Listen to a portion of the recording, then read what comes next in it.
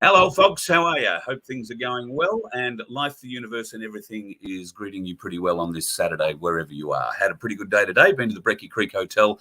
Had one of the best steaks you are ever going to have anywhere in this country, and I would highly recommend you go along and grab yourself a steak at the Brecky Creek. And if you if you don't like Forex, do yourself a favour and be very surprised. Go and have a Forex off the wooden barrel. It's the only pub in Queensland where you'll be able to get Forex off the wood. And I've got to say, it's not a bad drop off the wood. Wouldn't do much else with it anywhere else, but not a bad drop off the wood. Anyway, hope your Saturday's gone pretty well, and thanks for joining us on this Saturday night. The last few Saturday nights, we've had the opportunity to sit down and try and learn a little bit more about what's going on with the quantum financial system, what's going on with blockchain, what is digital currency, and learning all sorts of new words, or at least three-letter ones, XRP, XLM, and a whole heap of other things. We've tried to learn a bit about wallets, and, we're fighting our way through. We do have a lot of questions, as always, but we've got the best people in the world to give us the answers. Good evening to Jane, once again, from the Quantum Stellar Initiative. Thank you for coming again on a Saturday night and putting yourself out for us, Jane. And I'll bring the man of the moment up, too. I got to say, Jim, thank you for getting out of bed at this time of the morning. It is such a huge effort. And considering you're just off holidays, you've just done a little bip of ice fishing, which is something very few Australians will ever have done because we don't get ice lakes anywhere down here.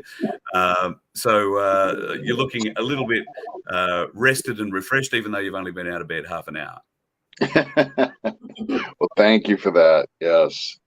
Thanks for taking the time, mate. It's a big effort to be out of bed this time of the morning, and I thank you very much. And as always, we got our man from the background of the Voice of Freedom, our webmaster, if you like, and guru of all things that go beep in the night. Vince, how are you, mate? You feeling all right? Yeah, good. Improving, going well. Thank you. Yeah, great. So, Jane, Jim, couple of big releases through QSI during the week. You've put out a video which I haven't had the opportunity to see yet, but I am really looking forward to sinking my teeth into. The videos are sort of titled variously the quantum system explained, QSI has been attacked, NWOs, we're talking about central bank digital coins and all sorts of other things. And you guys have put out a video that really lays it all out. Do you want to start there tonight? I don't know which one of you would like to kick it off, but it seems like this video goes a long way to explaining any of the inaccuracies and misinformation that may have been put around regarding digital coin. Is that the right way to explain it? Yeah, there's been several come out this week. There's been the Age of Prosperity, which Nick Ragone did with Emily. It is only on the Rumble channel, and that is on the White Spirit Boy Trust, where all the gold has come from. And for anyone that hasn't seen it, jump on the QSI Rumble channel, which is QSI 347, and check it out because it's really worth checking that one out. And it will also explain the Rothschild role and the 300, the shadow government. There's lots of information there. There's documents to go with that video that are on all QSI channels that Nick shared as part of that presentation. So that was Monday, I believe. It's been a pretty full week. And then Wednesday was the panel call, the weekly panel call, which Jim's on, and he can explain that one. And then Nick and Emily were on another call yesterday, which has come out and been released today, which also explains CBDCs a lot better. And I've got something else that I'll read after Jim says he's a bit on the weekly panel call. Yeah, sure. So every Wednesday, QSI has a weekly panel call, and it's there's Charlie Ward, Emily, myself, Jason Q, Jeremy, Yaska, and then Nick Ragone. And every week we talk about different topics. This week we talked about the art of war, with the war we're in right now. You know, it's a silent war. It's a all the things that are going on, how they pushed the coronavirus and the reset and what this is all about, how they were going to take us, try and take over the world, that the New World Order, the Black Hats were going to, what their plan was and what the Q plan was with our military behind the scenes. So I encourage everyone to go over there and watch those videos. We have a great panel of guests on there that give a lot of information. And then touching on what Jane just said, Nick Ragone and Emily did a fantastic call on Sunday, which really illustrates everything. And we have all the paperwork to back up everything. And then yesterday, I was talking with Nick last night before I went to bed, and Emily put together one of the best, I think it's the best video that explains the QFS. I mean, it's right there. There's no denial of it. And I highly encourage everyone to watch that video also. Great. Okay. And they're all available on the QSI website or through the Rumble channel. Yeah, Sure. through the Rumble channel. And we can email them to you too, Carl, so you can put them up on your site. Yeah, too. Absolutely. Absolutely. In fact, if you want to throw them in, I'll make sure that they go up in the description and I'll put it in the video. So, yep, no problems at all. There's been a lot of talk this week about just in my little sphere, and trust me, it's a very little sphere, but so many people have started talking about XRP this week in various different ways. People are asking about it. Have you heard about this XRP? In fact, some people that we were sitting with today who came and met us while we were having lunch today sort of hedged around the idea of bringing up the subject. They were obviously involved in all of this. They weren't sure who else at the table was, and it was almost like they were embarrassed. It was are you in this, the crypto thing kind of thing, and they weren't embarrassed. That's the wrong way of describing it. But once this was out in the open, we started all talking about it at the table. It came up that it was not something that you bring up in open conversation. This has to be something, isn't it, that we bring up in open conversation with people. It's not about having a fight, but we shouldn't be talking about this in hushed tones. Or, have you bought any XRP or, XLM, or what wallet do you have? Or we should be educating each other, having these conversations, shouldn't we? Or have I got this really wrong? No, you don't have it wrong. No, I mean, go ahead, Jane. No, go ahead. Yeah, definitely right, Carl. There are a lot of people are hesitant to talk about it because a lot of us over the last 2 years, if you've been in it 2-3 years, people would shut you down. They would not listen to you. They'd just tell you you're a conspiracy theorist, you're a tinfoil hat person, and they would not listen to you. They were not receptive to listen. So that's why you may find that people will be hesitant to open up and speak. They might say something to test the waters to see what reception they get. That's exactly what happened today. Yeah, that's exactly. And that's what we're sort of finding now is that people are just saying little things to test the waters, to see how receptive people are to what's being said. And then if people are receptive, then I know even QSI members in the global chat, then they will go and share further information. Because if people are not receptive to the message, then it's a real struggle to try and share the message. Yeah. That's the thing. You've got to,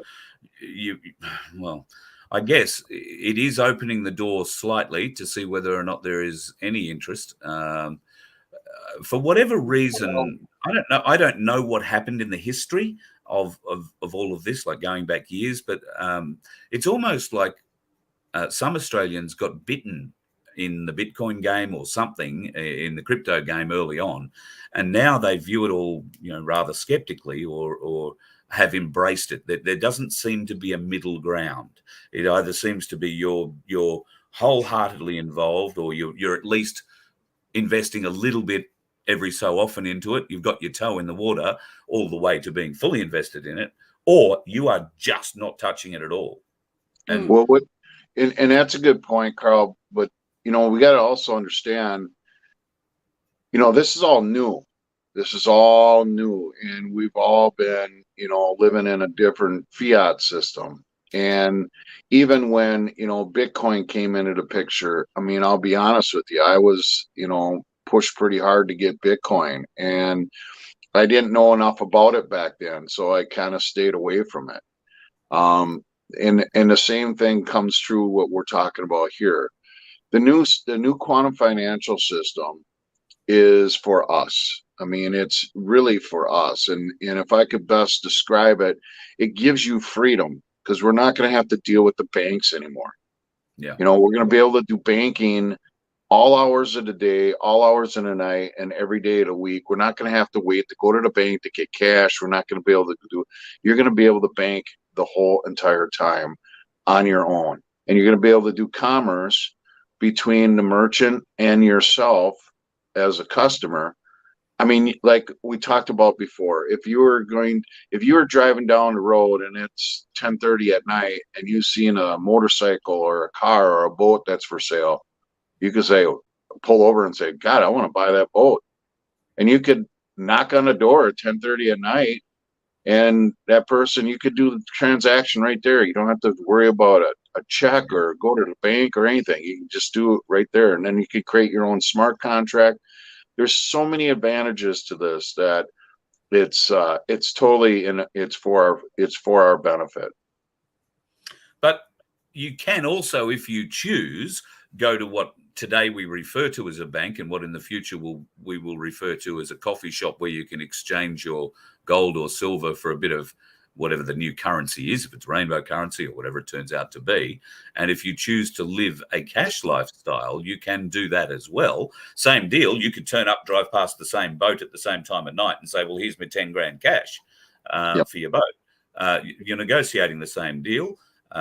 It's how you choose to do it, I guess. Do you want to be traveling around with a large amount of cash in your pocket, or do you want to be able to do it easily and quick from what I assume will be our mobile phone, our quantum phone?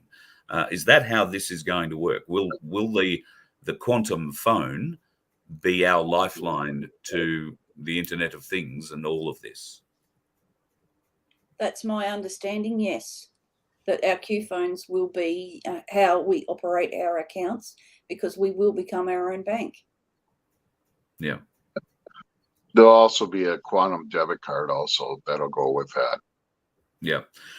Jim, I think in one of our earlier shows, you mentioned the universal basic income. And a lot of people have had an idea of Nasara Jasara. We've all heard of this great amount of abundance rather than a windfall or money. People are calling it abundance that will be coming to us. Now, I thought, put forward a very reasonable and logical argument. If there is to be a return of massive amounts of funds taken from every individual, we can't all become multimillionaires overnight. And I think from memory, what you said is a universal basic income can be agreed upon, and you will be able to draw that from these funds going forward. You're not likely to be given, $100 million or $10 million or $5 million, whatever it is they've deemed you're worth, and your share of the taxes and the profits and everything else that they've taken from us. You're not going to get that all in one hit. People are now asking me a lot of questions about, who's going to set the universal basic income? I want to set how much I get to live on if that's the way it's going to be. Are you finding it's a very me response when you start talking about the universal basic income? It hasn't been a big topic of conversation here in Australia, I'll admit. But now that you've raised it, it has turned up in my inbox quite a lot. And it's like, well, who's going to tell us how much we can get out of this money if we're not going to get it all? And yada, yada, yada. Do you have a take on what's going to happen with that? Yeah, I've got my personal take on it. I don't have the actual take on it. I believe that the universal basic income is going to be based on your age and how much you paid into the system, how much they took from you. And I want everyone to understand this. Nick put out a PDF of all the major cities. And I know this because I've done it in my area. So not only did they take money from you regarding your birth certificate and your marriage license and your driver's license and your business license and your social security, all this other stuff.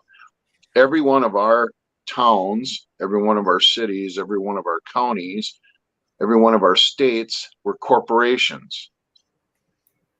And they were traded on Wall Street. So folks, you got to understand, the cabal has made money off of us, like running us as cattle through a stockyard and bidding on us. They made tons of money on us. So this UBI that's coming back to us is all the money that they were taking from us. Okay. So they were using us as slaves.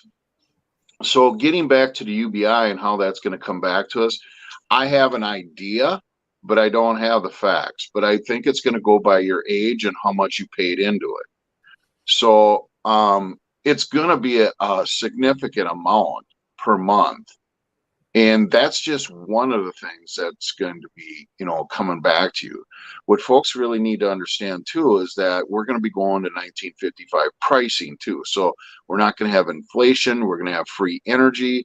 I mean, the internet, your utilities, your water bills, all that stuff that's God gave us, that stuff is all going away. So our cost of living is going to be significantly different than what we're living right now. Yeah. So when we talk about abundance of wealth, it's not just the monetary system, it's everything that's coming back to us. Yeah. Yeah. And with that comes time, the ability to rebuild family, to rebuild friendships, to rebuild communities, particularly. Is the focus in your part of the world, and I'm sorry, we're sort of off topic a little bit, but you're the only American I've spoken to in a long time, so I'm going to ask you a few questions. Is that community feeling? We're building something here in Australia called My Place in our communities. Is there anything like that happening in America? Are communities coming together, of like-minded people who see the injustices and the corruption that's going on? They're uniting, not in a, let's go and get our guns and go shooting kind of way, but in a community. Let's bring together markets, food, feeding people, helping people who need it, when they need it, and being there for people. Is that happening in America on a grassroots level? It's at the very beginning stages. It's just starting to be talked about. And I know Becky over at True Seekers, I'm going to be getting on that call here tomorrow. I think it's a fantastic idea. I'm fully supporting that. If you really think about this, you guys, how they structured everything, they have us going to a brick and mortar building for all our necessities, when people in our own community, we can work with each other to live. I mean, you look at our grocery stores. Why do we have to rely on the corporations to feed us? Why can't we feed ourselves? We got local farmers that are in our communities that we can do ourselves. And how many people that know how to build, whether it's buildings or whatever, they've created such a corporate structure that we've relied on when we could be just relying on our local community to live. Yeah. Yeah. And in fact, they've designed it that way so that they make the money out of everything from the ground up, and it gets taken straight out of the community and only put back into it by those caring, wonderful businessmen, usually Freemasons, who are doing it for ulterior motives anyway. So, full on. All right, look, I'll get back a little bit more on topic. I know Vince has got a couple of questions that he had lined up for tonight. There is a court case going on in America at the moment, Vince, and it's a very significant one. We were talking about it earlier, the SEC versus Ripple. I suppose, Jim, you'd be across this as well. I've really only found out about it in the last week or so. This case has been going on for over 12 months. Can anyone explain what it's all about for us and what significance there is to the outcome of it? Well, I'll give you my take on it, then I'll let Jane participate in her comment too. But as far as I'm concerned, it's already done. It's all theater. It's already been done. It's already been resolved. It's just, and right now we're going through the stages of bringing this to the public, bringing it to the world. So I think it's just smoke and mirrors right now. I think it's Yeah. all done. Yeah. Okay. You'd be correct on that. Emily has the evidence to say that Ripple has already won that. Yeah, and it was settled in October 2021, I believe. So what is the battle then? For those folks who are only hearing about this for the first time, what was the battle? The SEC is what? We're trying to say that XRP was a security, not a liquidity coin or token, and it is a liquidity token. It's not a security. Right. So and just so you know, Carl, the SEC is no different than the FDA, the CIA, the FBI. They're all corrupt bastards. Yeah, I figure anything that's using 3 letters in their name in a government agency is best avoided. In our case, 4 letters, but yeah. And I'd like to say hello to the boys and girls at ASIO this evening. Yeah, that's them. God knows they've been listening to my phone all day. So anyway, all right. Sorry, Vince, I sort of took half a question away from you. So away you go. I know you've got one lined up. Not too much. I actually agree with what the guys are saying as far as Ripple is concerned and the SEC. That battle's been going on for well over 2 years now. Yeah, right. And whether it's a security or an asset or whichever.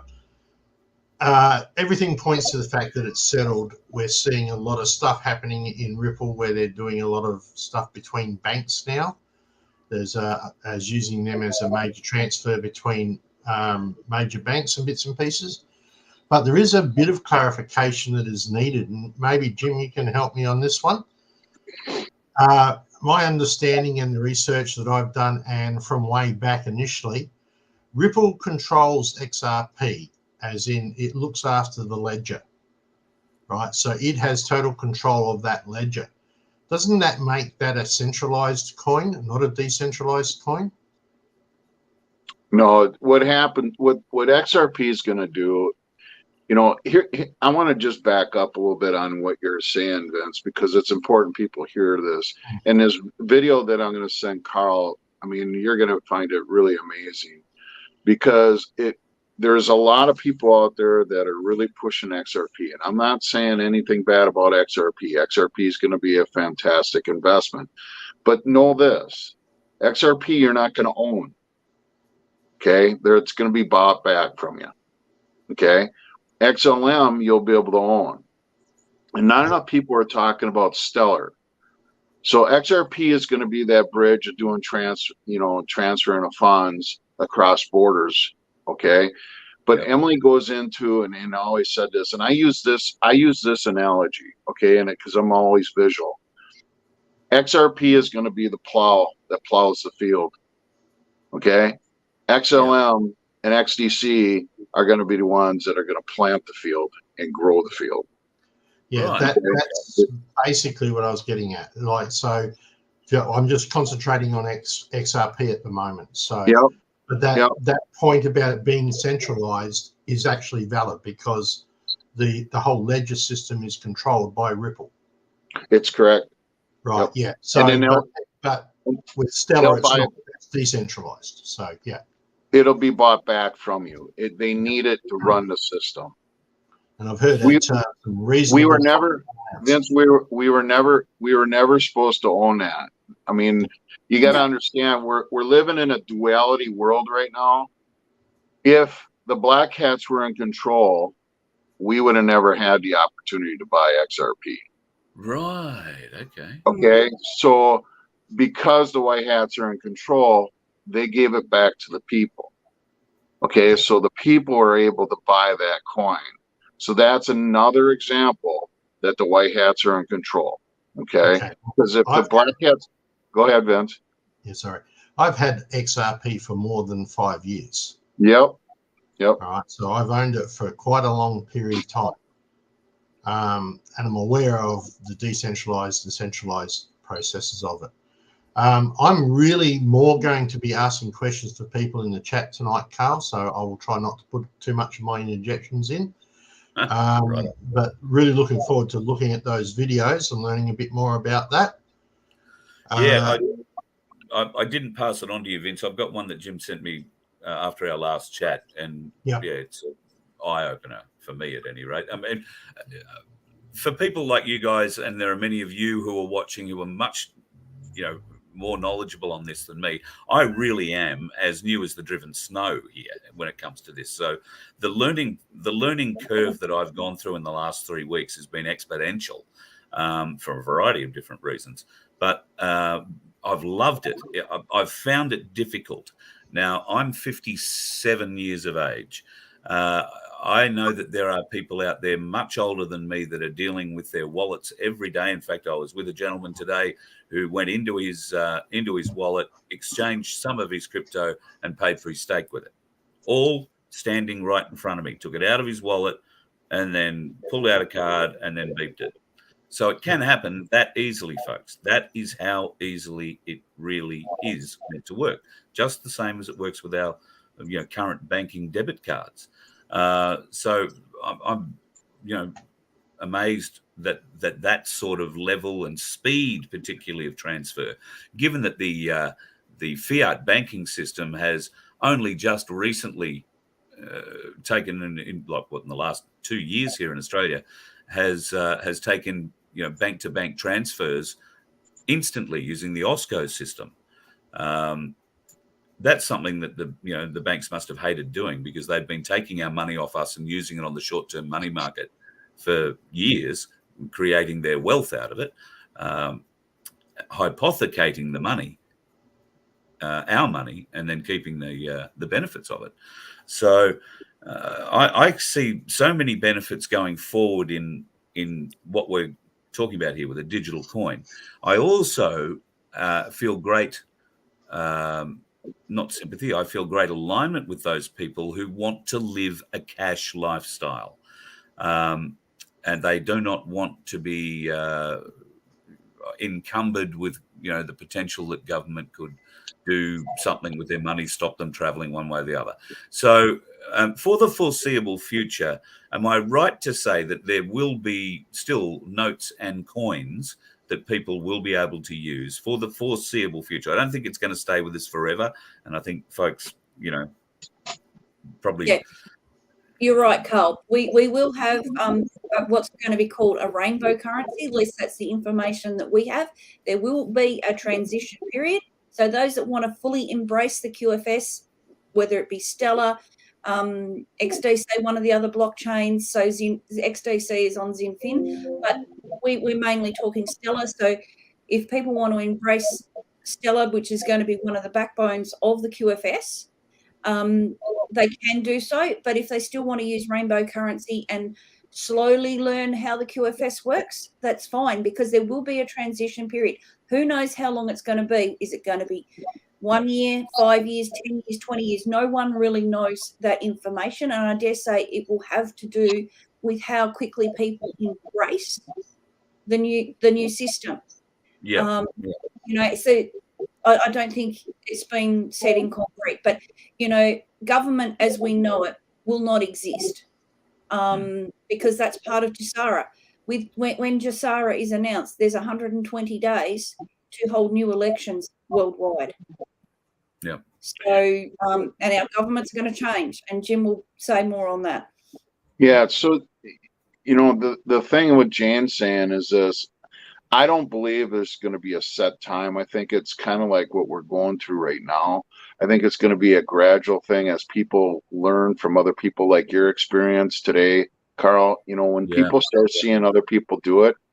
I mean, if you think about everything that we've done in our lives, there's something that comes out and it gets to be trendy. I mean, I'll give you an example.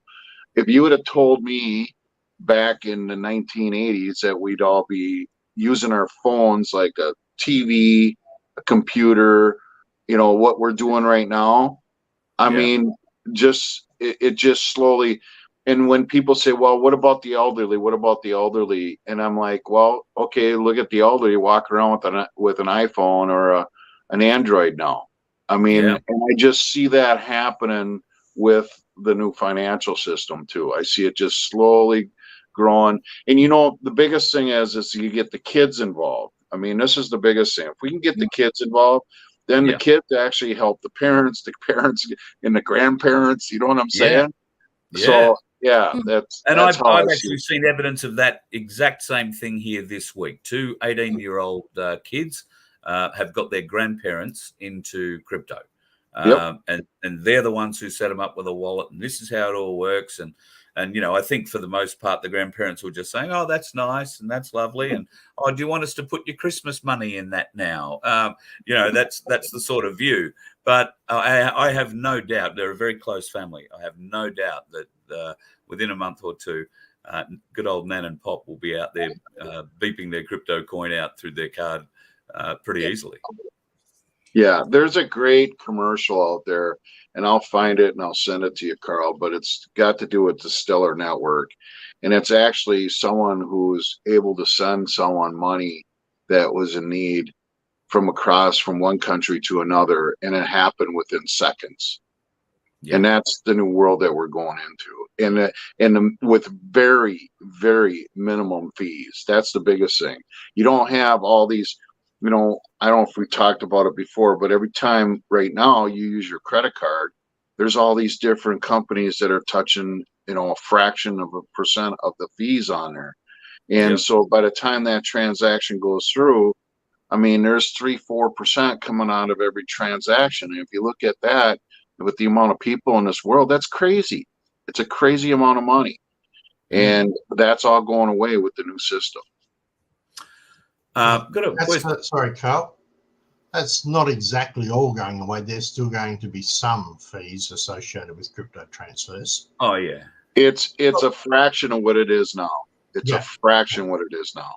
It'll be absolutely minimal, and I think most of them on going Stellar, through 15 central banks. Yeah, I think most of your transaction fees or your typical transaction fee on Stellar will be one stroop, which is after the decimal point, you've got 6 zeros and a 1. So it's 7 decimal points of an XLM. So one stroop is all it's going to be for transaction fees. And who knows, it may change in the future, but at the moment it is only minimal. So yeah. It's definitely not going to be as costly to do any transactions as what it has been under the cabal. Well, let's just say this: it's not going to be a percentage of the transaction. It's just going to be a transaction fee. Yeah. So there's a big difference here that we really need to identify. It's not going to be a percentage of the transaction. It's just going to be a single fee, a flat fee. Correct. Yeah. Now, Americans, Australians use credit cards. Credit is a great and wonderful thing for the banks. It's not much good for people. How will credit change going forward? Because all debt will be forgiven. Let's say all of that happens. Will people need credit? Will there be a need for it? And if so, how? Let's say, for instance, the Great Reset happens. You don't get quite the abundance you were hoping for. You need to go and get another $50,000 to get a boat to live on or whatever. How would somebody go about raising that, or how would somebody go about funding a startup business, for instance, that might need a couple of $1 million that they don't want to throw in altogether? And ordinarily they'd go to a bank and say, lend me money, I'll pay you interest and you can make money off me for the rest of my life. That's not going to be a viable option going forward. How will this work going forward?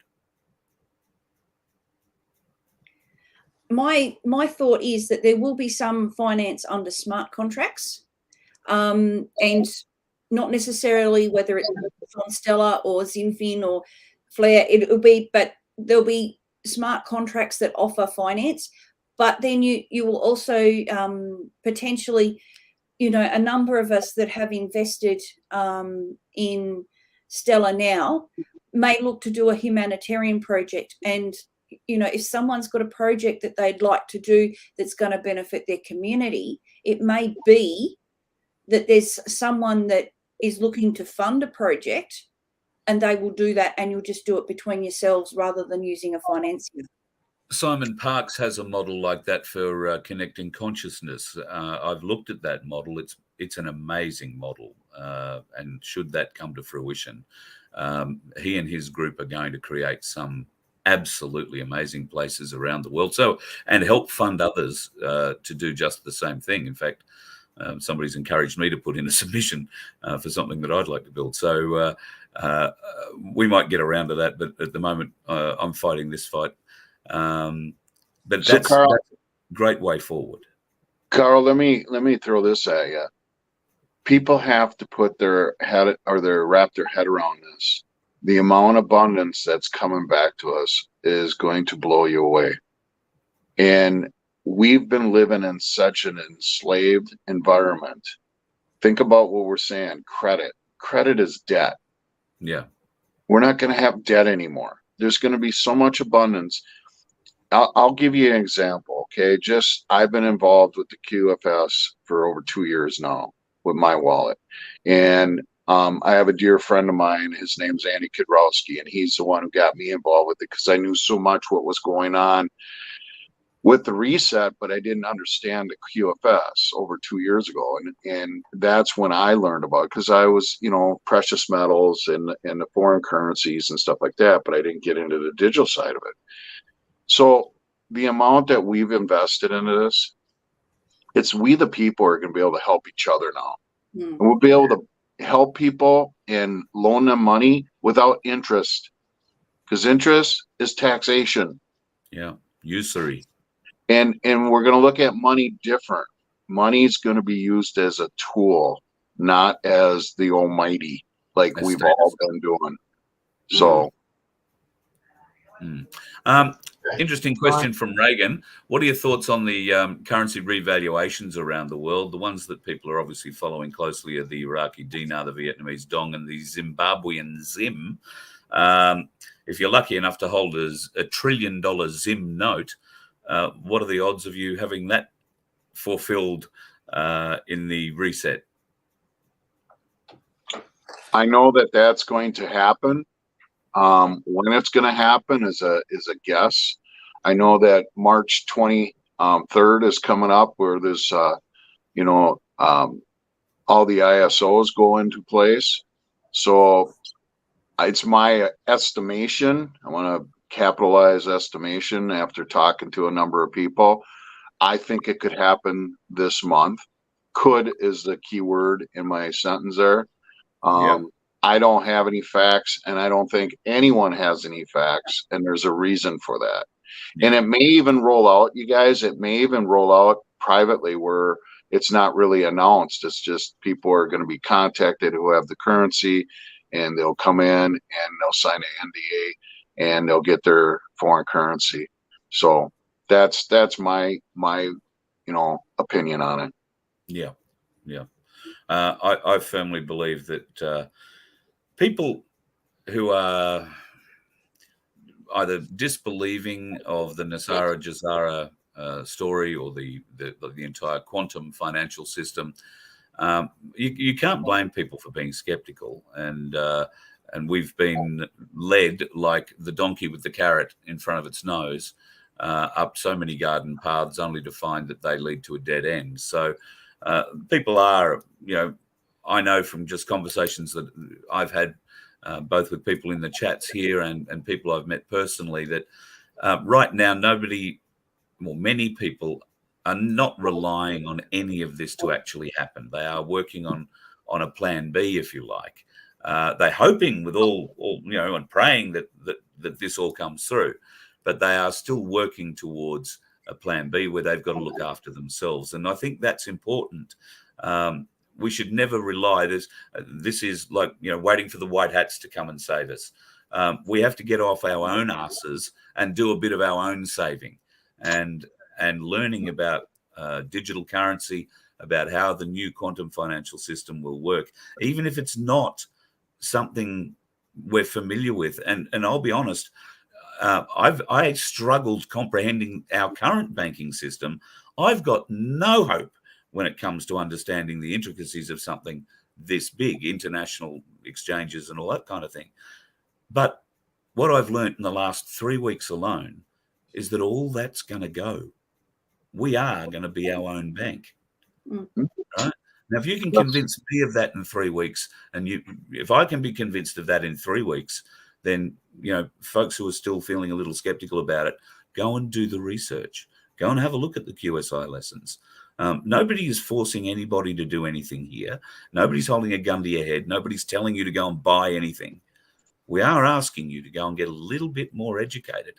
I am staggered at how little I know about this, and still I'm only 3 weeks in.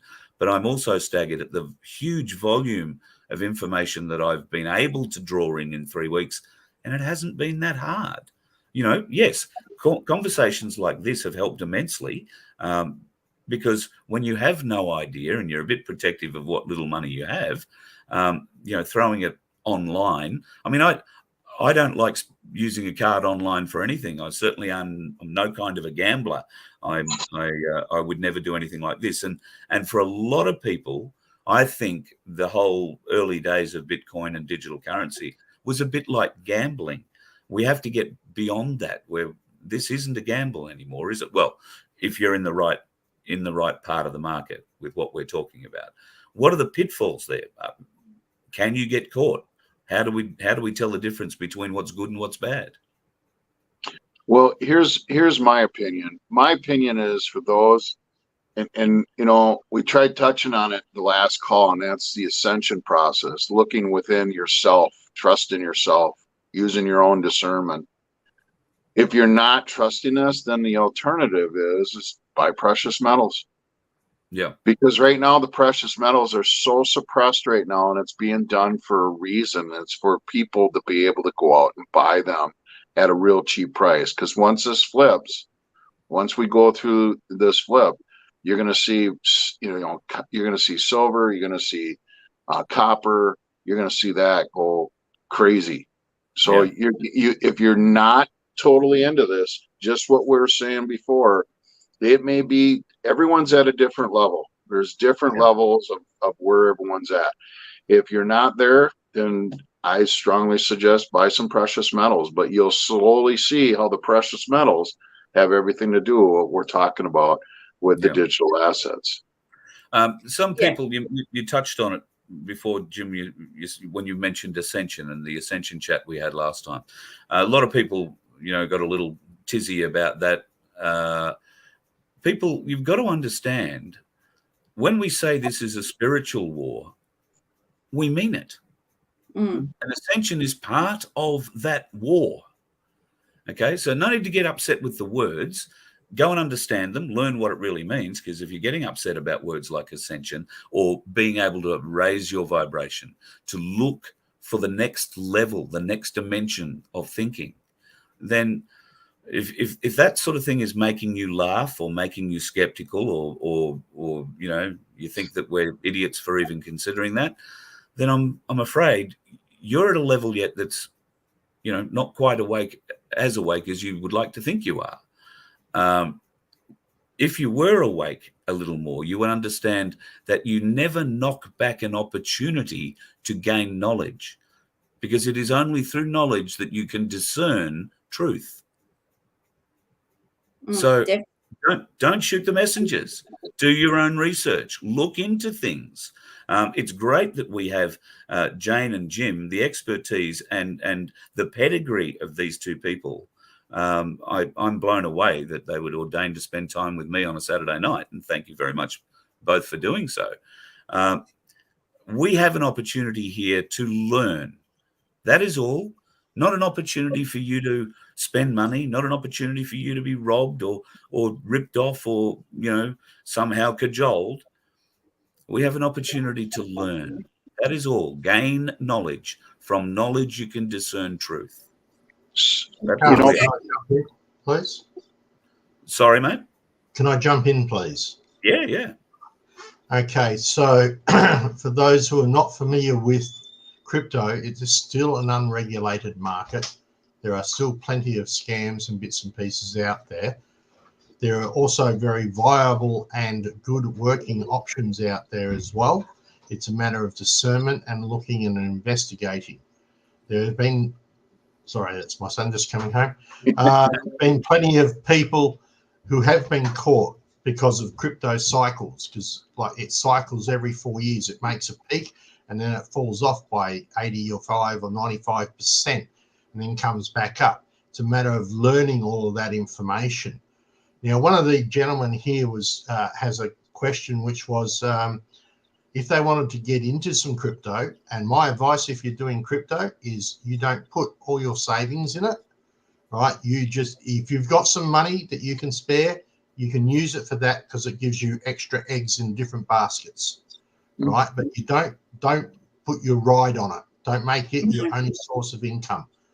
All right. And but his question was, if he wants to get into crypto, what would you guys suggest? for anyone that wants to get into crypto, I'd highly recommend that if you're not already on Telegram, that you jump on Telegram and go to the QSI Welcome, which is the beginner's training. Do all that first. You'll learn to find all the QFS proofs. Then you will go through how to identify scammers and setting up your wallet, just the basic pitfalls that a new person may learn if they don't know what may do. So if you don't know what you're doing, I'd highly recommend that you go through it because it will help teach you about the pitfalls and the things that those of us that button mashed learned. So learn from our mistakes because we've put them all in there for you to see warts and all, so that you don't make them, to protect you. And then there's also the intermediate once you've done the beginners, which actually teaches you how to put on trade orders, how to join out the QSI group funds, which are closing out ICOs, so initial coin offerings for QFS assets and projects. So that's there as well. But I'd highly recommend doing the beginners training. And then on QSI, we have what we can call our verified assets list. So Emily or Whiplash have spoken with the developers. They have a relationship or contact with the developers so that they know about the projects. They are actually verified projects. I wouldn't go outside the list, the verified assets list. It is available on the Quantum Stellar Initiative global announcement channel, so the main QSI channel. And all you have to do is keyword search. Use that little magnifying glass and keyword search tracker spreadsheet, and it will come up. And it's there for everyone. So the verified assets list there, that's assets that have been, like, for instance, the JLL asset that's currently being advertised. Correct. Those particular assets there. Closed on that one, yeah. Yeah, okay. And how does a person, other than on that list that's been specified there, I know that Stellar has a process that they go through as part of their conditions as determining assets, etc. But how can a person verify that asset is actually really an asset independently of that list? You need to find the white paper, read the white paper, see if you can contact the developers, see if you can get a contact from them and a response. Check the validity on stellar.expert, which is looking at the ledger. So once you've got the asset and you've seen the asset advertised somewhere, go and jump on stellar.expert, put the issuer account code in, which starts with G, pull the asset up, see how many asset holders are on it, how many transactions. You can even trace the lineage back to see if the parent account is a recognizable account for another account or another asset that you know of, or see what other assets have been minted by that account, and whether there are other known assets in the listing that have been minted on the account. Okay, and that's lovely and complicated. Haven't read a lot of white papers over my time over the last, what are we in, 17, so 6 years of being in crypto and seeing a lot of these mints happen and a lot of these businesses go belly up. because they've been more or less scams, it still makes it very difficult for a novice to try and figure out what's actually going on. Anybody can mint an asset for anything they want to put it on a ledger, but whether there's anything physically backing it, that's the challenge. That's the question I think a lot of people are asking. Well, if it's ISO compliant, then it's a asset you want to buy. It's that simple. If it's ISO compliant, Why? Because it's meeting the compliance of the QFS. It's been verified. I mean, Okay. it's no different than if you bought. I mean, why did you buy Bitcoin? Right. Well, initially that was an unregulated market, but now it's ISO compliant as well. So the ISO being the regulatory, well, it's not a regulation because it's not law. It's a standards of guidance. Would that be correct?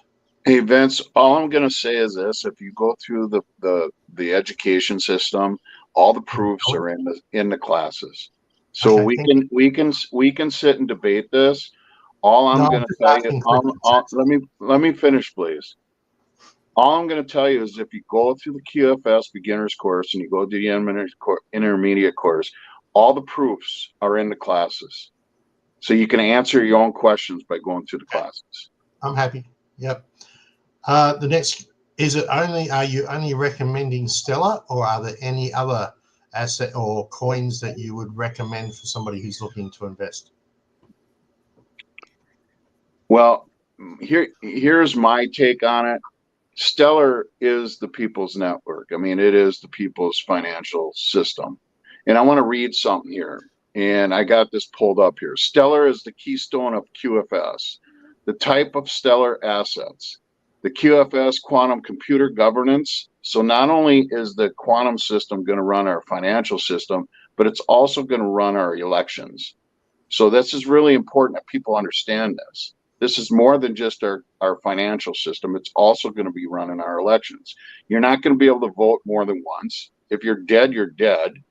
You know, so everything's going to be run through the quantum system. And people that don't know this, we're going through a duality world right now. The quantum system was running through our last elections. They have everything. They have everything. They're just collecting all the bad guys right now. So the other thing is CBDCs that destroy the cabal banking matrix, the stable coins, the Treasury Department, excuse me, the Treasury Department sovereign notes backed by physical metals and commodities per Bretton Woods 3. And commodities is important because not all these coins are going to be run by precious metals. They're also going to be run by grain, diamonds, oil, whatever your country has of a commodity. That's what those tokens can be backed by. They're going to be backed by either a precious metal or a commodity. The other thing is government bonds. All commodities in every country, smart contracts, infrastructure payments, rail, aka bridging assets from one to the other. Stock market's going to come into Stellar. So the whole entire stock market, when it crashes, it's going into Stellar. Okay. The other thing is that the wrap assets from the other blockchains, and this is where we were talking about before, like Ethereum and Bitcoin, they're going to be wrapped by Stellar. Okay. Then we're going to have the liquidity tokens, the NFTs, and these are not going to just be for arts and music and stuff like that. It's also going to be your government ID, your medical records, real estate, business contracts, etc. And you know, it's interesting. And I did not know this till Emily put this out. But on these smart contracts, you know, when we do a contract now, we write a contract. Like say, you know, Carl and Vince and the four of us are going into business together. We put a contract together, and then we come into a snag, so we got to put an addendum onto it. You know, we keep putting addendums on the contracts. Well, these smart contracts will do that, you know, automatically. We just put it in, and it automatically puts it into the smart contract. So there's not a lot of paperwork. It's all done through the quantum system. The other thing is the loyalty and the rewards tokens. And the biggest thing of all with Stellar is what we talked about all along, and that's a self-banking. we're not going to have to rely on the banks. We're going to be able to do it ourselves. Yeah. Can you give some more information on the loyalty and reward tokens, please, for the listeners? Right now, I don't have that information, Vince, so we can provide that as it goes along. The one thing that we got to understand here is this. We are just breaking the egg of this new system, okay? The chick hasn't come totally out of the egg yet. So we're at the very beginning right now. So everyone has to have a little patience as we're going through these beginning stages of this new system. And that's the thing. I think people are basing, and rightly so, you can only make a decision on what knowledge you have. We know how to say quantum computing, but very few people actually understand what that is going to bring to us.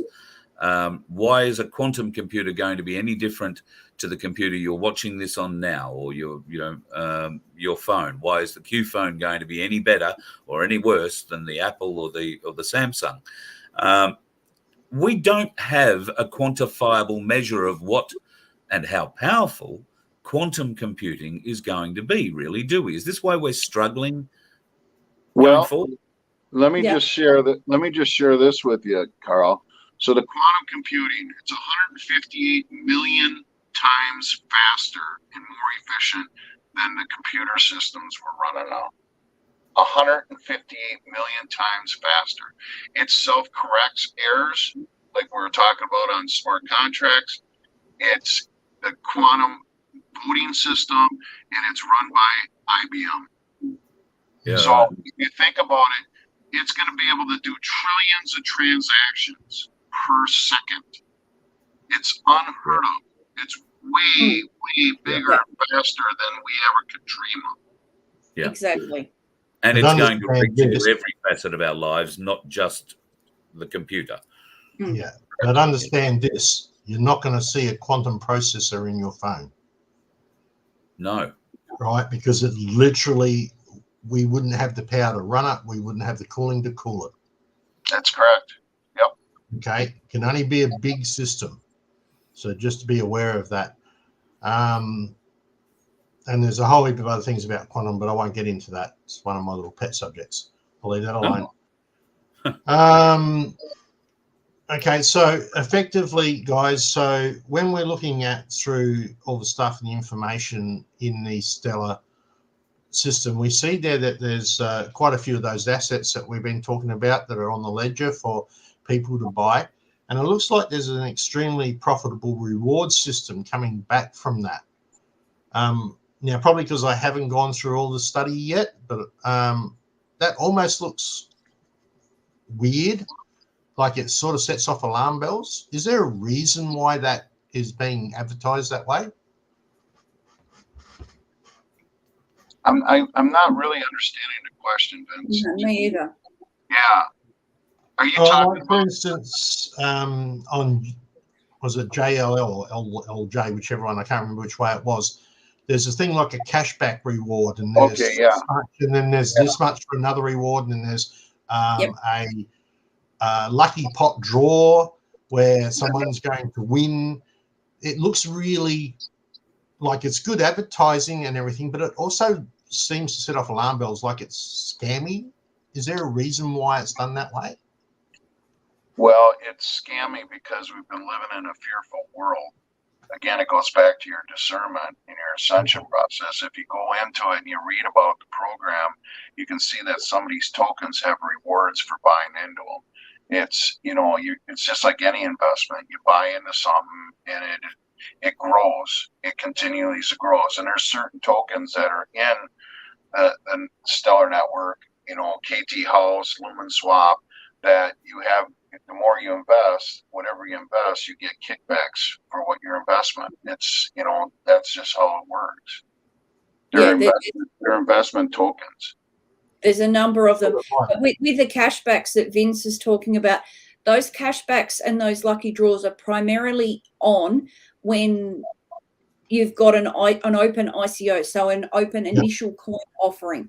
So and you need to spend a minimum amount, which is why QSI has set up the group funds that a lot of us that are a lot more advanced participate in order to be able to take advantage of those rewards. So for as little as 10 XLM, people can invest in the group fund, but they've got to make sure that they follow the steps and put the correct memo in, and they put their funds in the correct account.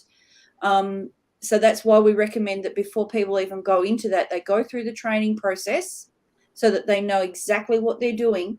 And then the auditors go through the account and your funds are airdropped back to you, like the tokens that are purchased plus the bonus level. So most of the group funds have hit either the second top tier or the top tier and sent back to individuals the maximum return. Whereas people, may have only had a spare 10 XLM. They couldn't buy in at 2,000 XLM or 3,000 XLM, what the bottom tier was. So by pooling our resources, we're managing as a group to qualify for the tiers of cashback. So whether it be this top tier, the second top tier, whether it be 3,000%, 5,000% cashback in tokens. So it's not cash, it's tokens that we've invested in. So like Vince said, JLL, the ICO on that one has now closed. And for those that participated in the group fund, once the tokens come back from the developer into the group fund, so the cashback tokens come back, the auditors will get to work. And within 5 days of it being back in the QSI wallet, the auditors will have gone through and worked out who met the guidelines, and then the tokens will be distributed back to the participants. So in order for all of us to benefit. To give an eye. Yeah, and going back to what you, Vince, and Carl were saying about, investing into this, you could get your wallet and start with $50. You could start with $25. You could start with $100. And I tell everyone, the people that are like on the fence and they get into it and they go, well, I got $100. I spent $100 easily going out with the girls or going out with the guys. They put $100 in there. I'll give you an example. So I tell everyone, this is my preference, my opinion, get the maximum of sovereign gold bonds. For $45, you can buy 922 billion sovereign gold bonds, you guys. And then you can put the rest in the XLM and XRP, just on a $100 investment. Now, let's just say sovereign gold bonds goes to 1 penny and you own 922 billion of them. That's $92 million. And talking about sovereign gold bonds, this week Emily's put out some D-class on sovereign gold bonds, but she's been putting it out for months. But this week we've got the proof that it is a liquidity token, and it's how a lot of the gold will be put back into Stellar. So anyone holding sovereign gold bonds is going on swisscustody.org will be doing quite nicely for themselves, because when you go and look at that Age of Prosperity talk that Nick did the other day, and then there's also some more with that on Telegram. You need to find this one from Kirsten, and it's on the Ledger team. They have done a D-class on Swiss custody that once you've watched the Age of Prosperity one, and you then go and watch Kirsten's talk on the Rothschild banking, so Swiss custody and Banque Depositaire Suisse, you'll see how it's all going to mesh together, and some of the other things that they've been telling us when you got the Decoder website that they've been telling us in plain sight. Jim, you mentioned, I think, in the first show that at the time, I think XLM was trading at 9 cents or 0.9 of a cent, or whichever point, whatever it is. And you were encouraging people at the time to maybe consider looking at that. I've considered looking at it. I've considered it a great deal. I've had all these great stock tips. I could have got into Bitcoin when it first got in, and I didn't. I still haven't invested in XLM. And today I found out the price for XLM is 13 cents. So in 3 weeks, the price has gone up 4 cents. that's to me indicative of a good thing. And better money, you get better money there than you do investing in a bank and hoping they're going to pay you interest one day. So yeah, I'd probably correct you there, Carl, because Jim would have been talking USD. I talk USD when I talk prices for XLM. Okay. And today, USD, it is 8.5 cents. Oh, right. Okay. Beg your pardon, righto. I might have got my USD and my AUDs mixed up. Yeah, so that's because there's been a drop in the market, as in it happened over the last 24 hours or so. Quite a significant drop. Significant drop. And for those of us that, were buying XLM over 30 cents, we've been going, oh, better go buy some more. Yeah. And the same for XRP. I mean, this is a great opportunity to buy XRP. It's a really good opportunity to buy XDC. And XDC does not get talked about enough. No, and same with Lumen Swap, same with Stronghold, and XXA. I see Monero coming up in the chat. Is that another one? A lot of people are saying Monero is good. Monero is a privacy coin. It's nothing to do specifically with Stellar or any of the stuff we're talking about here, or the cross bridging that goes between it. Monero has been out for years. It was one of the original coins that first started to come on the market, and its big claim to fame is its privacy. In other words, the inability to track what's happening with its transactions and who owns them. But it may well disappear if it doesn't have an ISO number come 24th of March. I want to share this with you guys and your listeners. We've had a lot of people in the same boat, here in the States, and they go like, well, what, for $100, I'll try it for $100. And all of a sudden, a month later, they got $1,000 into it because they just learn more about it. And once they learn more about it, and they go, God, this is fun, and I'm learning this. What about this coin, Cranker? What about my nickname's Cranker? They go, what about this coin, Cranker? And I go, yeah, I have that coin. So next thing you know, they're buying that. So now, it's gaining momentum because people are learning about it. It's just get your toes wet a little bit and take it at the pace that you're at. You don't have to go all in. Yeah. And it's like it's like you and Vince are saying, if you just get involved with it and you start learning about it, then you really start gaining momentum. And we did a call. Emily and I did a call about a month and a half ago with two ladies, and their Angel Warriors is the name of their show. And a week and a half before we did the show, they knew nothing about the digital assets and the tokens. And now Christine, who's one of the hosts on the show, she's noticed by everyone in QSI because she's gone through the whole education process. Now she's our biggest advocate. She goes, oh my God, I can't believe it. And she goes, my husband is like Archie Bunker. He's so tight with his money. He squeaks and this and that. And now he's giving me more money to put into the system because he's starting to understand it because she's teaching him. Yeah, so wow. You got to understand where we're at with this system right now.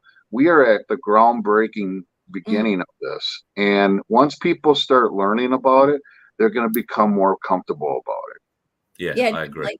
The more you learn, the easier it will become for you. And the more you learn to trust your own instincts and listen to your own instincts and be guided by those, which is part of the ascension process, the more you trust yourself, the easier you will find it to learn. Yes. And I want to make something really clear here. The team that Emily put together with QSI, they're remarkable, you guys. And once you go through the training courses, and it's free. It's a humanitarian project. They've done a remarkable job, and you will be so surprised going through it, and you'll go, holy mackerel, there's a lot of work that went through this. And when you see all the proofs and you see all the QFS maps and how everything works, how everything's bridged with one coin to another, it really will bring you to a new level of understanding the new system. Definitely. you know, and like even myself, I go back into the QFS Proofs channel all the time and make notes, and I learn stuff all the time, you know, even with what I've learned over the last 2 years, I still go back in there to refresh myself, to see what's new that's been added. It's just huge, and it's only been available to everyone since the beginning of February. So, and the number of people that are going through, or even people that have been in QSI for a long time, that have been going back, and I've seen one of them's comments coming across the bottom of the screen, and he'll know who I'm talking about. He's actually on the Aussie admin moderator team for QSI, so he'll know. But they've gone back in and done the training, and geez, I've learned stuff that I didn't know that I didn't know. I'm glad I did it. And then there's been others that we've actually muted in the global chat because they've been asking incessantly beginner questions that are answered in the training. We've sent them to do the training, and they've gone, yay, I'm glad you made me do that, because, you know, I just kept asking you all the questions that were answered in there when I could have gone and learnt it for myself, rather than just coming in here asking basic questions. I don't know how you put up with me and how you kept being patient with me. So, you know, the training is there to help everyone learn at their own pace. It's not a race. Just take your time. You know, you go at your pace with the available time that you've got to do it. And as Jim was saying before, for anyone that, you know, that says, oh, I haven't got a lot to learn. One of the kids that is mates with my son, so I call them the kids. So one of the kids, he's only put $50 in his wallet, but, you know, he's got his SGB, he's got his XRP, and he's got his XLM, but he's also got a few other things, because, you know, he's got a liquidity pool that earns him aqua. So that pool earning him aqua every hour of every day, he comes in here and he says, well, okay, what have we got that's new this week? Or when he comes in and he swaps that into, whether it's more sovereign gold bonds or there's another new asset that he wants to add, then he uses his aqua to increase his token count. He doesn't necessarily purchase a new asset, but he might add it on to something that he's already got. So, you know, there's lots of things that you can do. And like Vince was asking about loyalty tokens and earning tokens, they're there. It's just a matter of, and they're being released all the time. Like some of the early ones don't have the returns of the later ones, but you know, there's new ones coming out all the time. And the latest, all the rage is Q Lumen. So because it's paying out, and there's lots of really good XLM returns being paid. And that's coming from Elon Stellar. So yes. Can I ask a really basic newbie question? Jim, you'll probably be the one to answer this, I guess. America put out, or Trump put out, somebody put out a whole heap of Trump coins, silver and gold coins. They've been called tokens, they've been called coins, they've been called gifts or souvenirs or whatever. People in Australia, I don't think initially were able to buy them, but that changed, and I've actually had one given to me. I mean, I love it just for the fact that it's a Trump coin, and I don't care what it's worth. I will never get rid of it. It's a piece of history as far as I'm concerned. But what is the value to those sorts of coins? Are they just the silver and gold value, or are they attached in some way to what we're talking about here? Well, if they're, first of all, we got to make sure that they're actually a precious metal and not just steel what they're, you know, there's a lot of imitation coins. There's a lot of imitation coins out there that are just souvenirs. I personally own an actual silver Trump coin. You know, I have, you know, a box of them. I think they'll be worth a value to a collector, but as far as the actual pure value. It's just going to be what the value is of Yeah, an ounce of gold silver. or silver. Yeah. And I want to touch base on the precious metals. People, you got to understand, silver is going to be worth a hell of a lot more than what you think. There's less silver in the world than there is gold. And when you find out why they suppress silver, you're going to wish that you bought silver. And right now, it is at the lowest that you could buy. And XLM, we're talking about tokens now. XLM is backed by the precious metal silver. XRP is backed by the precious metal of gold. And XDC is backed by the precious metal of copper. So in right now, XDC, you can buy XDC. I last time I checked, it was like 3.5 cents a token. Yeah, well, I mean, so just think. Pardon me? I'll look up XDC because I hold some. Yeah. So I mean, it's if you just look at what we're talking about now. I mean, if you threw $50 a week or a month or whatever into your wallet, and this thing starts growing like we're talking about, it's going to give you and your family that security, financial freedom for the rest of your lives. And then you're going to be able to help other people in your community because money, this is the biggest part I really want to stress. When we're talking about sovereign gold bonds, if it goes to 1 penny, it's $92 million. Carl, I don't need $92 million. Me either. No. But you want to know something? You know how freaking great it would be to be able to help people in our community, to create jobs for those people and give them good jobs that are not minimum wage. Yeah. You know, to create not businesses in the corporate world, but build a business that's a co-op where you actually make the people part of the business.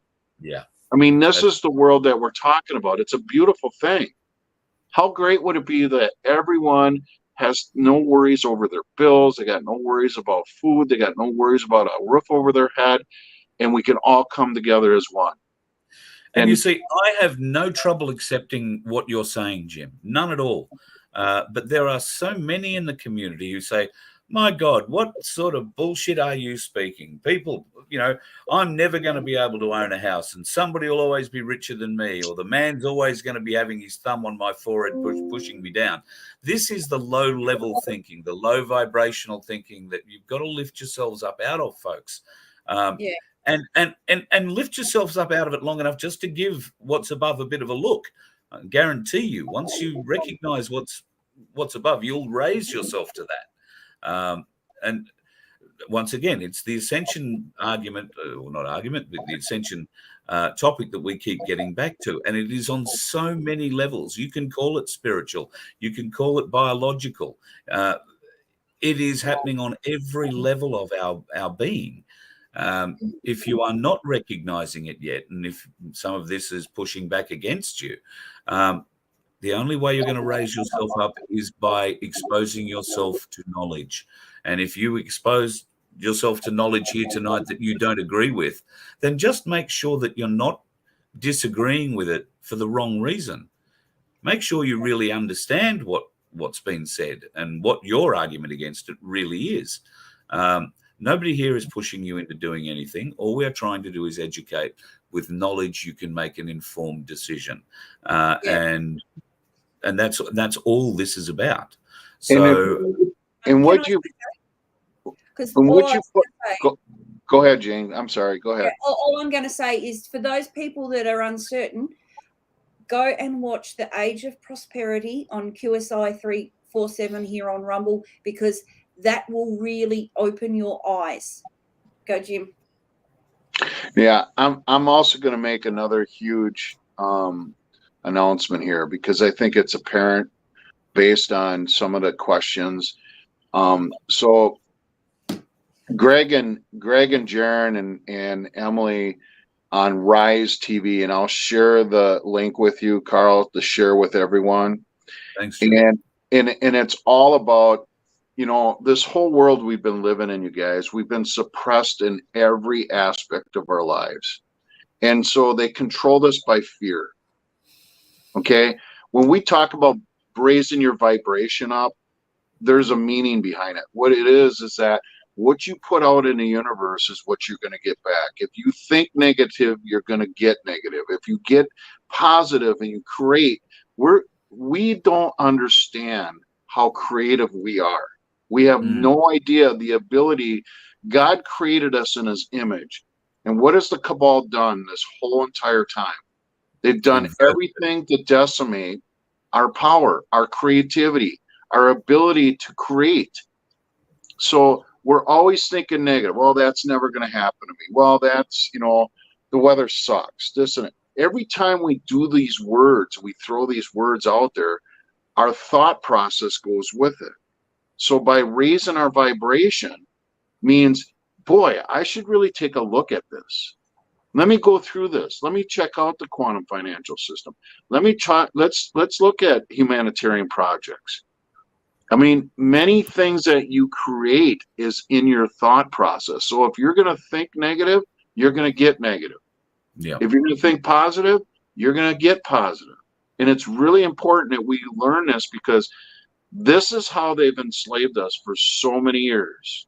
If you think you can't get it, you're never going to. It's like, I'll give you an example. If you're the kid in high school and you go, God, I really like her. I should ask her out for a date. You're never going to know until you do it. Yeah. You can sit, I'm just going to be real frank with people. You can sit and mind fuck yourself the whole time.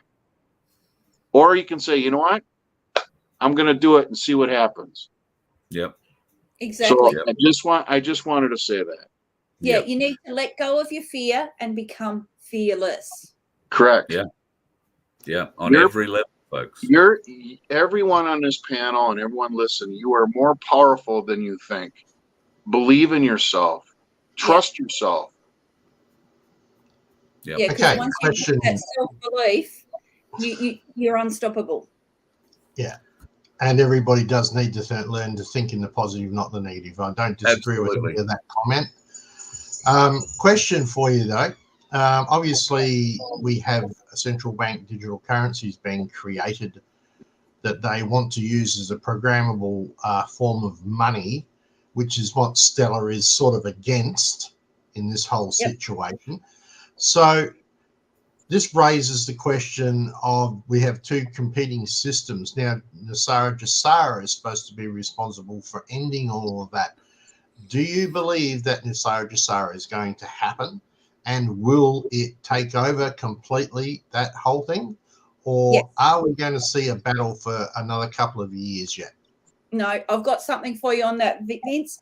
Emily released a post at 5:04 p.m. this afternoon, and this is what it says. Yes, exactly what we have been saying, and that was in capitals. The Fed does not have the authority to mint a CBDC like the way the original Black Hat VoF had intended. So just further confirmation that existing CBDCs on Stellar have nothing to do with the Black Hat agenda. Thanks, Charlie, for the link. And there is a link that goes with this. US legislators introduced a bill that would prohibit creation of an American CBDC. The bill, titled the CBDC Anti-Surveillance State Act, details that except as specifically authorized under this act, a Federal Reserve Bank may not offer products or services directly to an individual or maintain an account on behalf of an individual or issue a central bank digital currency directly to an individual. It goes on to further detail specifically that the Board of Governors of the Federal Reserve System and the Federal Open Market Committee may not use any central bank digital currency to implement monetary policy. Representative Emma explained in his tweet announcing the bill that any digital version of the dollar must uphold our digital American values of privacy, individual sovereignty, and free market competitiveness. Anything less opens the door to the development of a dangerous surveillance tool. And there is also a message from Charlie Ward. So I'm going to turn my volume up and I'm going to play that as well. Before you start that, okay, that's beautiful for America, but says nothing for Australia. It's for the whole world, Vince. for the whole world. American laws don't have to be. No, it's for the whole world. We are under the same law. It's for the whole world, Vince. I can tell you right now. The QFS has been already running since October 2022. Yeah, don't disagree with that. But the legislation that's relative that you've just specified is American, not Australian. It's for all. It's for the whole world. And just once Sarah, we get back to just Sarah. No, let me finish. Let me finish. Just Sarah is global. Right. Nasara Which is means national. it has to come into effect. It's already running. It's already running in your bank right now. Yeah. They just haven't publicly announced it. It's already running. There is something else that people have failed to take into consideration. It has to do with an executive order that Donald Trump signed in 2018. And if you don't know about that particular executive order, which is 13848, I think, that is essentially it takes all the assets and ownership of any individual or any country that is found to be involved in rigging an American election. That's correct. Alexander Downer, anybody? Alexander Downer. And here's we are going to fight Canada to be the 51st state of America. That'll be the argument. It won't be 51, 52, or 53. We are going to be one of those. We are already on. I'll reserve my judgment on that one. And Carl, USMCA section 27.5 specifically now includes civil society, non-profits, philanthropics, advocacy groups, societal ecosystem influencers, schools, churches and families. And that is against corruption, and it is not just for America. It is worldwide. It is all corruption. So, in Executive Order 14073 is the National Quantum Initiative. And it's run by the Secretary of Energy, excuse me. So the ones who just admitted that COVID was a lab leak. Yeah. Say that again.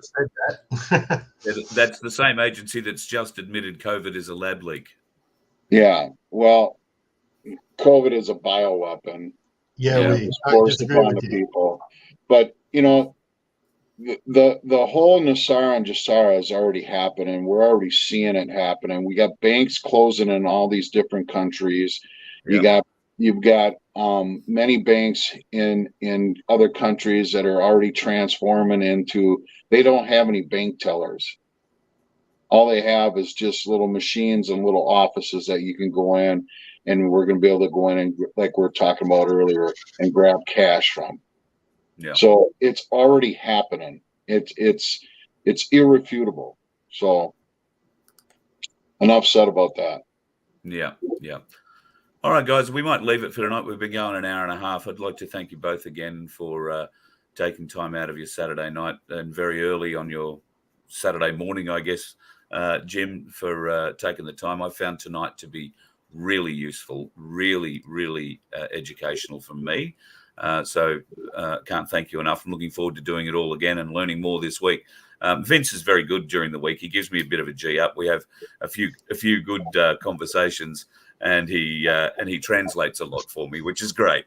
So what I miss in the live show, I get brought up with during the week. So thank you all for coming in and helping give us a little more knowledge. That's all I can ask for on this show. We like to share knowledge. So thanks very much for coming in. I sent you those emails, Carl, during the show. And then I'll send you those links for Rise TV too. I think your audience would really enjoy Rise TV also. Absolutely. Well, I'll make sure I'll put all that up in a link tomorrow morning for everybody to go and check out. Absolutely. And there's those ones that I sent you through the week too, Carl. I don't know what I'm going to do. I've got so many videos this week to watch. I don't know that I'm going to get much else done. But then again, I guess we're all in that boat, aren't we? Well, some of the ones that I sent you during the week are the ones that we mentioned tonight as well. So, awesome stuff. All right, thanks, guys. So appreciate remember that to everybody who's listening, right, whether you take which side or other side that you want to take. This is all just a learning experience. You get to do your own research and try and help. It's a little bit hard sometimes. I'm looking for research. Even me, I'm struggling to find certain bits and pieces of information. But this is not saying we support one side or the other. This is here to give you the opportunity to investigate something, to learn more, to see whether that's something you want to follow or not follow. This is not all about following a WEF format or a totally opposite WEF format. It's all about just being aware and looking at things that are happening currently at this stage. And I used to say one thing in my class, right? The person who asks the dumb question is the one who's going to learn. Yeah.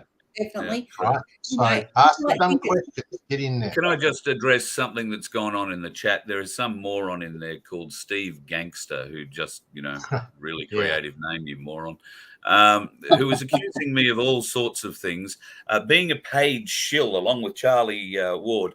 Can I just point out, I get nothing from anybody to do this particular thing. Can you confirm that, Jane? You're not paying me to put you on air here. I'm not paying you a cent, and we don't. Hasn't even given me a lobster. This is part of our humanitarian project to help rebuild society. So if you think we're all caring, compassionate people. We are giving up our time free of charge. Yeah. So because we're getting rewards. The only thing I'm paying is attention. Yeah. Well said. Ain't that the truth? Yeah. Ain't that? I think that's the best way to end it. Thanks, Jim. Bloody great closer. Cheers, mate. Look forward to talking to you again, maybe next week, very soon, I hope. And Jane, same to you. Thank you very much for taking time again tonight. Really appreciate it. Vince, you too. You're a good man. I'll get you go off and get that magnificent meal your son, there's no doubt, cooked for you now that he's got home. Yeah, I'm looking forward to it. It'll be fish and chips again, won't it? Oh no, not after that. No. I've got health right. I've got all this health thing I've got to do. So, just want to point out, you look amazing. You are fading away before our very eyes. Go back 3 weeks, people, and have a look at the video that we did 3 or 4 weeks ago, and then compare Vince today. You're looking great, mate. You are looking great. Get a little bit of a shock to the system, and it makes you wake up and look at some other avenues, and surprising what you'll find out there. Absolutely. So thank you, Carl. Thank you, buddy. Talk to you again during the week. Yeah, we'll discuss the option if people would like. Maybe they might want to give you email saying, hey, we would like to know the basics of cryptos and how they work. Yeah. Maybe we could do something along that line. That's not specifically relating to what we've been discussing here. Yeah, cool. Absolutely. So if you're interested, Carl at VoFHQ.com or anything at VoFHQ.com will get Vince.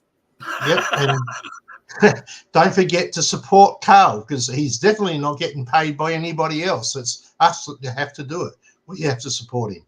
So thank you. Sorry, get in there. Do the donation. Do a membership, because you won't advertise it, Carl, so I will. All right. I'll catch you all later, guys. Thanks for having me.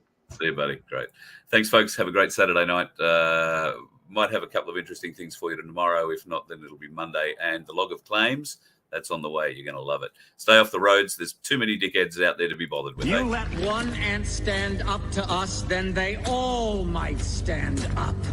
Those puny little ants outnumber us 100 to 1. And if they ever figure that out, there goes our way of life. It's not about food. It's about keeping those ants in line. That's why we're going back. Does anybody else want to stay? Let's rock!